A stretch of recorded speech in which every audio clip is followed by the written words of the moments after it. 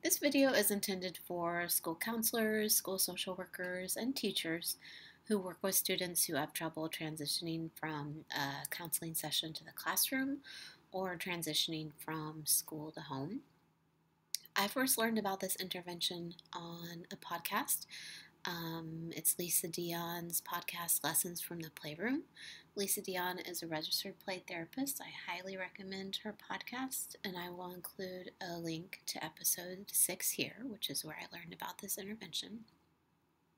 I really like this intervention because it's very effective and it's also pretty inexpensive.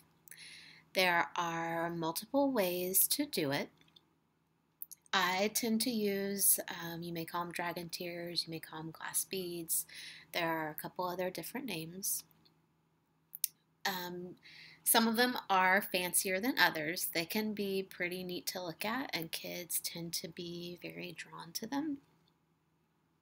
And so what I do is at the end of my time with a student, I will either, as I hand them a dragon tear, I will either tell them about my favorite memory of our time together that day, or I will tell them about a strength that I saw in them during our time together. It may work for your students to have them pick out their own dragon tear. With the kids I work with, it tends to take them a very long time to make decisions like that, and it's usually best for me to pick one out for them. There are some students where maybe they can pick it out themselves, but they may need a time limit where if they haven't picked it out within 10 seconds, and you'll go ahead and pick it out for them. It just kind of depends on the particular student. When I start doing this intervention with a student, I'll usually get them a small treasure box from a craft store like Michael's. These days you can also get those from stores like Dollar Tree. And I will usually give them time to paint it during our session together, or you can just send it home as it is.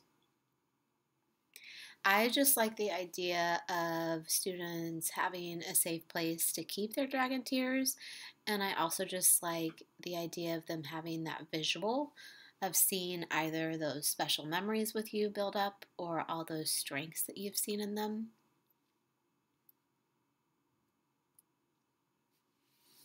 There's another way to give students a container for their dragon tears, and this one is from Paris Goodyear Brown's Digging for Buried Treasure. It's a great book that I highly recommend.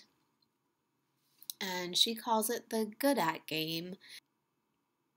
So she has kids take a big chunk of Play-Doh, and they use most of it to kind of create a bowl shape. And then she has them flatten the remaining part, and it's going to serve as the lid for that bowl shape. And then she has them put a face in that flat part that's going to be the lid. And so that Play-Doh shape is basically representing a person. And she points out that, this person really doesn't look that interesting from the outside, but there are all kinds of things on the inside that make this person special.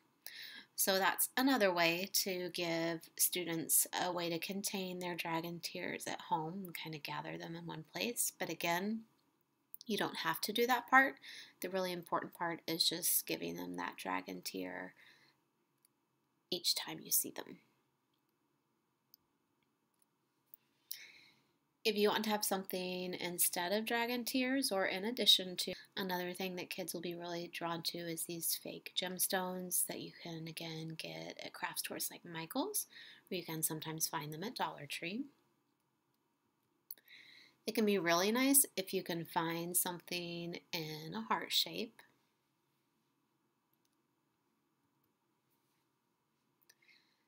Sometimes people will use those puff balls that you get at craft stores rather than using something like a dragon tear. And so the kids are walking away with something kind of soft to touch to serve as the transition object. However you choose to do it, I highly recommend this. It can be so helpful for the transitions themselves, and it also really helps with self-esteem.